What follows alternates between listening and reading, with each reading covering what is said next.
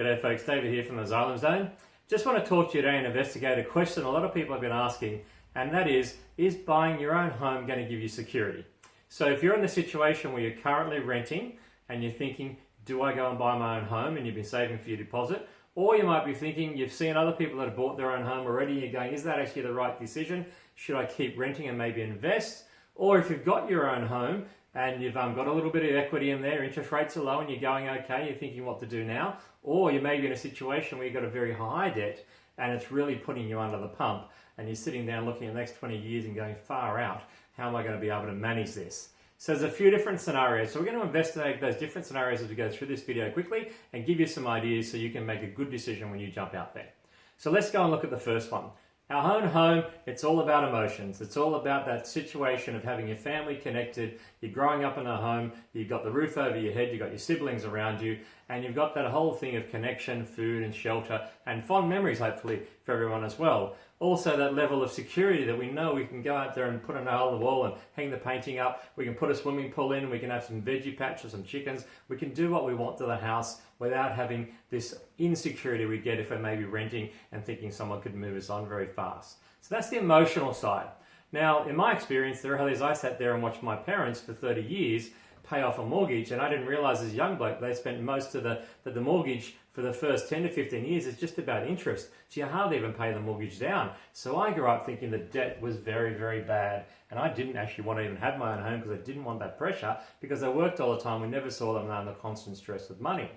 And the other thing we need to look at is also cash flow. When you own your own home, you generally have the banks get you to pay principal and interest repayments, which means that your repayments are generally a lot higher, so there's more money going out of your pocket. So it might have been if you're on interest only, which is what we use for investment, you may have $2,000 repayments, but with principal interest it might be $3,000, so it puts more strain on cash flow.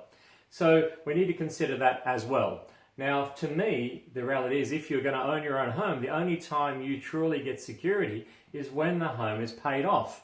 And so what's that going to take? Well, most people, by the time they worked in a job, paid their taxes, paid hard costs, there's not much left over. So it's very hard to have additional cash to sit in and put into the house. So this is a bit of a struggle. So then you go, right, well, what do? We've either got to spend less money, we've got to make more money, or there's got to be some better solutions. So again, in my idea of the world, I sat down and looked at my own home, the concept of my own home, and thought I actually don't want that, because a home represents to me a place where I'm with my loved ones. It's a place I love living. It gives me the flexibility and choices they have. So I rented for the first 20 years of my life, but I realized renting also wasn't going to get me where I wanted to go. So I saved my money to then go and learn how to invest. Now, it doesn't matter in this current world right now, if I was in your shoes looking for your own home and I had maybe just a smaller deposit, I would actually go out there and buy my own home. Because at the moment we've got interest rates potentially less than 3%. And the reality is it's actually not bad on cash flow right now. And so a lot of the clients I'm working with have gone out there and bought their own home and lived in that for 12 months. But they've made sure they've bought the house strategically in a good area, in a good location, and then they've been able to move out and actually turn that into an investment property. Now the reality is they can either go and buy their own home again and do it at a lesser price, or they can go and rent again, or they can go and continue to invest. There's a few different patterns there we don't have time for today. But bottom line is, if you want to pay your house off faster, it's almost impossible to do that just with a job, because there's not enough money left over, as we've talked about. So you need to have other things coming in. What you can do is go and put something off to the side of your home called an offset account, and your mortgage will be over here, and then your offset account's over here. So what you do is when you get your wages, you stick your wages in here and this offsets the mortgage. You can also put in additional savings in here. You can go and reduce costs and negotiate utilities, or the people that go out and choose to invest will go out and buy other properties and basically run their rents into here. And some of these people can actually pay their home off much, much faster in maybe half the time, 8 to 15 years instead of 25 to 30 years. Now that's going to be a whole nother video, but today is really just about the decision you're going to make straight up, should you buy your own home or not. So as you're probably working out, there's lots of different scenarios because cycles are always changing, markets are always changing. To me, bad debt, something that doesn't give you any deductions, takes money out of your pocket, it hurts your cash flow, and then makes it harder. When you've got a big debt hanging over your head, if anything goes wrong and you can't, in your life, you lose your job, there's sickness, there's ill health, whatever it is, the bank can take you home.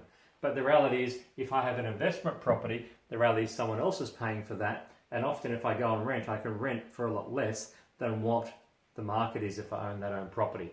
But again, we're looking at today. If you're starting out, if I was in your shoes, I'd be going out there and getting my own home, but getting one that I know I could turn into an investment, getting into the game, and then later on moving that to move forward, so you can have choices not to work for the rest of your life, and and create an option where maybe you can retire earlier and not be reliant on the pension. Anyway, it's David from the Xylem Zone. We're purely educators. We don't sell property, but as you can probably tell, we take a holistic approach where we look at all the different aspects of life. Property for us is not about a strategy to just make money. It's about how do we use property to create the life you want. A very, very different approach, and we need to look at all the different aspects. Anyway, I hope that's been useful today. I'm going to give you a few more tips, so keep an eye out and look forward to seeing you soon.